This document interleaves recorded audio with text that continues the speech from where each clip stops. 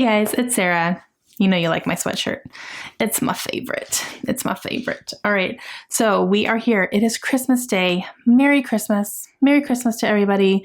I love Christmas. It's easily my favorite holiday, and I'm so ecstatic that it's here. So I hope you guys are having a wonderful Christmas. I hope you have had wonderful time with your family and your loved ones and all the good things, all the Christmas cheer. So today is the last installment of the video series that I've been doing with Lindsay from Lindsay's Little Library and Lisa from Books and Smiles. And we did an Advent book exchange with each other. We spent all year collecting books for each other, and we decided to send each other 25 books each, and we would open them on camera for you guys throughout the month of December as some Christmas cheer. So I hope you guys have enjoyed it. We sure have.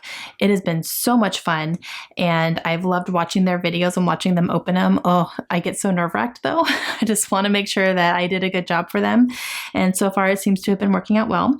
And yeah, today's the last one. We're going to open books 21 through 25 for both of them. So let's go ahead and get started. I think I'm going to start with Lindsay this time, and we will open the final books. All right, so book number 21. Ooh, I have not read this book, you guys. All right, The Child Finder by Renee Denfeld. I have heard very, very good things about this book. I know Lisa has read it. I think Lindsay's read it too, actually. But yeah, I've heard very good things. All right, so this follows the disappearance of a young girl named Madison, and she disappeared in a forest while her family was trying to find a Christmas tree. And it is years later, I believe, and the family is still really desperate to find her. They haven't been able to find her yet. So they end up turning to a private investigator named Naomi, and Naomi has a very high reputation of being able to find lost and missing persons, because at one point in her life, she was a lost girl as well. And she ends up going into this forest to try to see what she can feel and see what she can seek out and trying to find Madison. And I'm sure she goes through a whole lot, during that process. So I've heard good things about this, and I'm very excited. All right, so number 22 has a note on it. A Wisconsin author wrote a book based in Wisconsin from your Wisconsin friend. So all sorts of Wisconsin going on in here. I love that she got me a book from a local author to her. That's pretty awesome. Ooh, I remember her talking about this. Oh my gosh. Okay, this is The Coincidence of Coconut Cake by Amy Reichart. I remember her talking about this, and she really, really liked it. All right, so this follows a chef named Lou, and she is a chef in Milwaukee, Wisconsin. She's living a pretty good life. She has a successful restaurant, and she is engaged. She ends up making her fiance a coconut cake, very, very decadent, for his birthday, and takes it over to his place to surprise him after work. And she kind of catches him a little bit naked with someone who's not her. So she's pretty devastated, obviously. The same day that this happens, or the day after maybe, a food critic comes into her restaurant, and no one knows who he is, but he writes very critical critics, I guess you could say, and he's very hard to please. So he sits down. She's having the worst day possible. So, it's not good. It's just not good. She's having a hard day. And he kind of unleashes it in his review. The day that review comes out, these two accidentally meet in a pub, kind of drowning sorrows, and they go on kind of a little bit of an adventure, and she's showing him that there's more to Milwaukee than food and cheese. Or beer and cheese. And so she kind of takes him a little bit on a culinary adventure throughout the city and stuff. And I'm sure things happen from there. This is probably going to make me hungry. Like, I'm hungry just talking about it. I don't even like coconut, but it makes me hungry. So I'm going to have to fuel up before I read this one. All right, book number 23. And it says this book has all the feels. Uh-oh. Oh, Still Alice by Lisa Genova. Yeah, this does have all the feels. All right, so this follows our main character, Alice, and Alice is a psychology professor. Yes, psychology professor at Harvard. At Harvard. And she's very esteemed. She's very successful, all that good stuff. She starts showing signs of early Alzheimer's. So it's going to be following her through that struggle, and I'm sure her family going through that struggle and everything. So yeah, I have heard definitely about this one. I haven't read it. This has been made into a movie, I believe. I haven't seen the movie either, but yeah, so I'm definitely interested in reading it. So thank you. All right, book number 24. Oh, well, this is an author I've been wanting to read. I haven't picked anything up from her yet, though. This is The Other Daughter by Lauren Willig. All right, so I was trying to find what decade this is written in, and I couldn't find it immediately, so I'll have to read it to figure it out. But this does follow a young girl named Rachel, and she is dealing with the aftermath of the death of her mother, and she is living as a governess. And when her mother passes, after her mother passes, she ends up seeing a picture of her father, who she knows that he is her father. However, she was under the assumption that he's dead, but he's very much alive and standing next to his legitimate daughter, who kind of raises the question that, oh, I'm illegitimate, and she didn't really know that. So she's wondering if her father had an affair with her mother and she was the result, all that good stuff. And so she actually ends up moving to England and kind of inserting herself under a new identity to try to get close to her father and to her half-sister, and try to kind of find out exactly what happened and what's going on and why was she shunned and all this stuff. And she kind of finds herself in some sticky and complicated situations because of that. So I'm very excited. This is an author that I've been keeping my eye out on, and I've always been interested in picking up something. I just hadn't done it yet, but now I can. I'm on the last one for Lindsay, and I'm kind of sad. Oh, can we do it again? This is so much fun. Okay, so number 25 for Lindsay. This is the last one. And it says, Merry Christmas. Merry Christmas, Lindsay. The best for last. Oh my gosh. I just know you will love this book. It has been so much fun. Enjoy every page. Okay. Oh, I'm excited. It's a big one, too. Oh, no. Lindsay. Kate Morton, The Secret Keeper. Oh, I'm so excited. I've been wanting this one. Oh my gosh. I'm so excited. I have yet to read anything by Kate Morton. This is now my 4th book from her, I think. Yep, this is the 4th book, and I haven't read anything by her yet, but I've heard such amazing things. I know that Lindsay loves her as an author. I know that I will probably love her too. I don't know why I'm sitting on my hands, but like this one, oh, I'm so excited.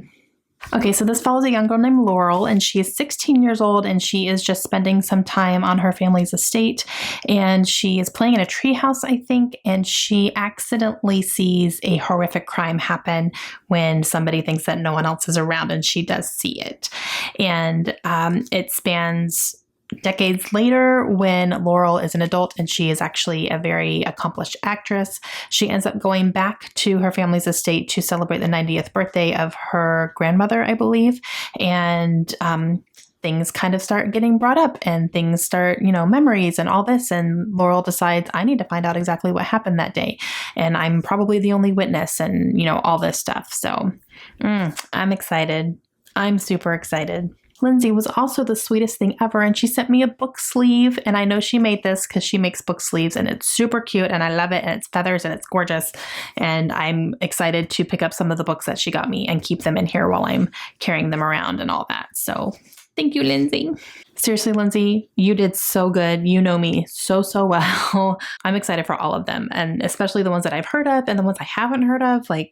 I'm so excited. So thank you. All right. Lindsay's is done. I'm kind of sad. Okay. But I still have 5 more from Lisa. So not sad for too long. All right. Let's get started with Lisa, number 21. Oh, Lisa. Yes, girl. Next Year in Havana.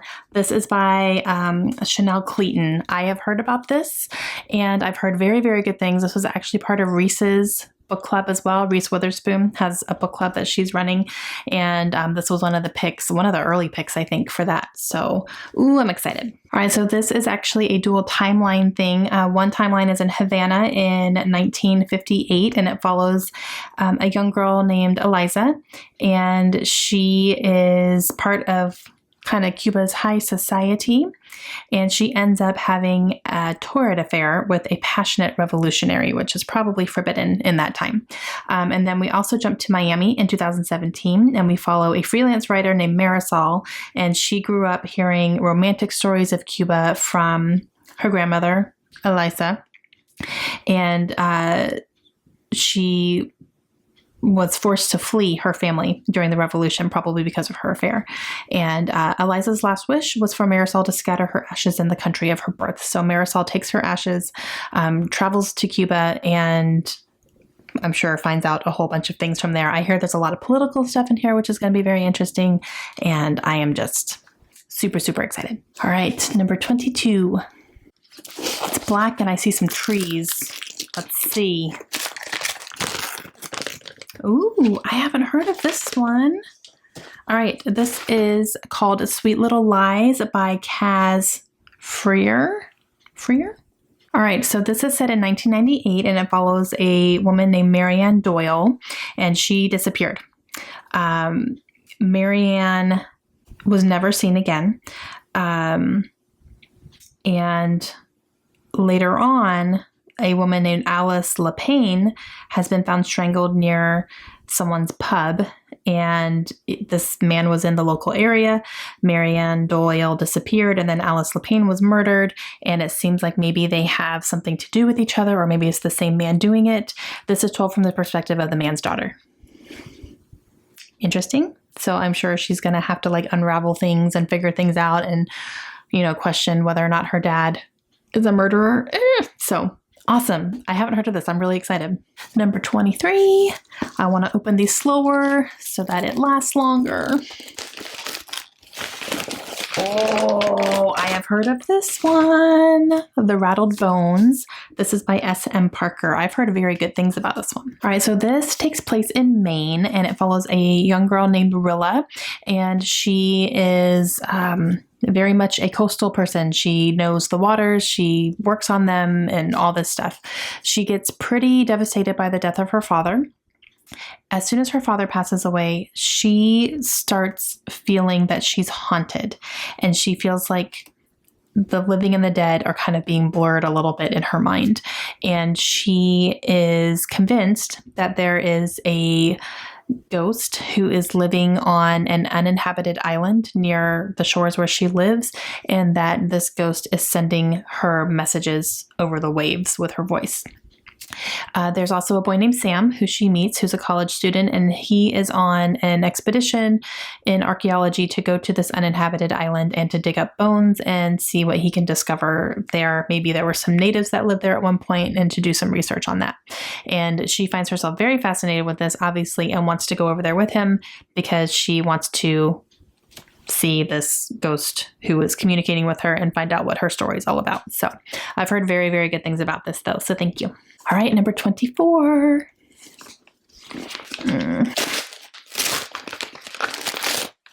Oh, interesting, Lisa. I Am Pilgrim. This is by Terry Hayes. It's a thriller. I've definitely heard of this over the years, but I don't know what it's about. Let's find out. Ugh. Okay. This one sounds so brutal. All right, so I'm gonna. It doesn't tell me a whole lot. I'm gonna say that. But there is a woman who is murdered. A lot of her identifying characteristics are dissolved by acid. Gross. There is a father who's publicly beheaded in Saudi Arabia. There is a notorious Syrian biotech expert who's found eyeless in a Damascus junkyard. Okay. There are smoldering human remains in Afghanistan, and there is a flawless plot to commit an appalling crime against humanity, and only one path links them all together, and only one man can make the journey, and that is Pilgrim. Huh. What? I had no idea that's what this was about. I know I've seen this book so many times. I've just never picked it up to see what it's actually about. And if I had read that, I probably would have picked it up, because this sounds like it's going to be insanely brutal and insanely political and incredibly fast paced. So I'm super excited. And now the real pouting begins, because I'm on my last one, you guys. This has been so much fun. Oh, I don't want it to end. but I am running out of room on my cart, so I guess it's going to have to end at some point. This is number 25. This is Puffy. So I'm sure there's not just a book in here. These girls outdid themselves, and now I feel bad that I did not include anything extra in their boxes. So lesson learned. Always include extra stuff, because I legitimately feel awful for not putting something a little bit extra in there. Okay, let's see. It's a book sleeve. Of course it is. Look how pretty.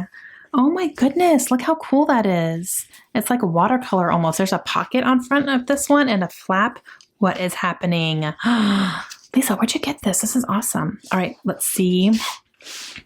Oh, awesome. Cross Our Heart by Sarah Pinborough. Some of you are probably rolling your eyes. I know this is not a popular book. I know that people have been reading this and not really liking it. I also heard that a lot about Behind Our Eyes, and I loved that book. So I'm going to go into this with a little bit lower expectations, a little bit lower. And yeah, but I'm super excited to give this one a read because I really love Sarah Pinborough. I've loved everything I've read from her so far, and I am excited to read her newest one, regardless of what everyone else says. I don't care. All right. Oh, I'm so excited. Thank you, Lisa. Okay, guys, that's it. I'm done. And I'm super sad. I'm really sad. That was such a fun project. And this was literally almost a full year in the making. We started talking about this at the beginning of the year, and we spent all year going through all of these things and questions and, research and checking up on, making sure people don't have certain books and all this stuff, and make sure you haven't read this one yet. And it was so much fun, though. We've had just the best conversations about it, and, catching up on each other's videos and watching, each other open the things and see reactions. And it's been so much fun. And I love these two ladies to death. And I'm just so excited that we could make this happen. So please, please, please go check out their channels today too, and watch them open the last of their books. I'm so excited to watch them. And if you guys have seen any of these books that I talked about today and you've read some, let me know what I should pick up soon. And yeah, okay, that's going to be it. So that is the end of our Christmas Advent book exchange. And again, I hope everybody has a wonderful Merry Christmas and just a wonderful holiday season. Stay safe. And I will talk to you guys again soon. Hope you have a great day. Bye.